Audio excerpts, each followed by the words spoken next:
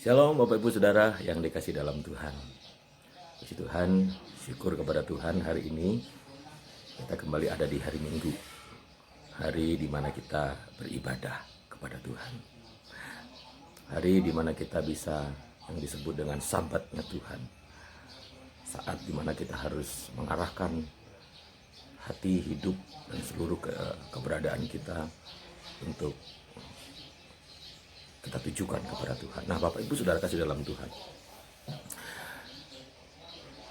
sejak masa pandemi ini berlangsung, sejak dari bulan Maret, kalau saudara ingat, akhirnya bahkan gereja-gereja ditutup, tidak diizinkan mengadakan ibadah secara reguler. Pasti saat itu hati kita semua sama seperti saya juga merasa sedih.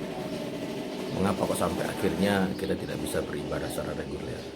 Sedangkan biasanya hari Minggu kita bisa melayani, kita bisa bertemu dengan saudara, kita bisa memuji Tuhan bersama-sama, mengalami lawatan Tuhan dan hadirat Tuhan dalam ibadah reguler. Dan akhirnya kita semua harus mengikuti ibadah secara online.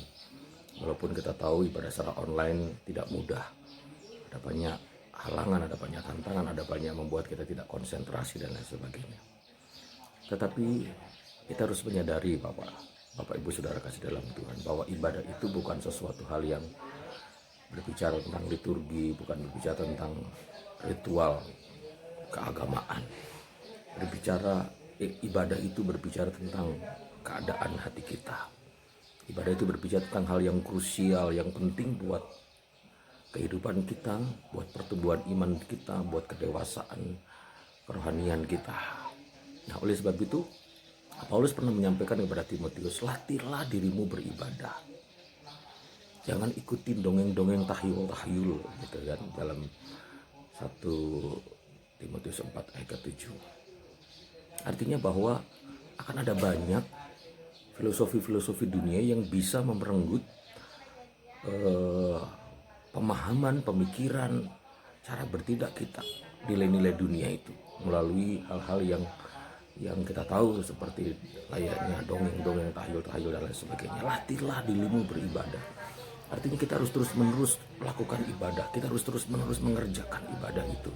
Karena ibadah itu penting buat hidup kita masa kini dan masa yang akan datang. Sebab itu Bapak Ibu Saudara, selagi kesempatan masih ada, engkau bisa beribadah, beribadahlah. Ada kesempatan engkau bisa hadir di gereja walaupun dengan protap. Hadirlah, datanglah, nikmati hadiratnya, kerjakan ibadah itu dengan penuh ketulusan hati, karena itu sangat-sangat bermanfaat buat kehidupanmu masa kini dan masa yang akan datang. Latih terus ibadah walaupun kondisinya tidak senyaman dahulu, tetapi tetaplah engkau beribadah.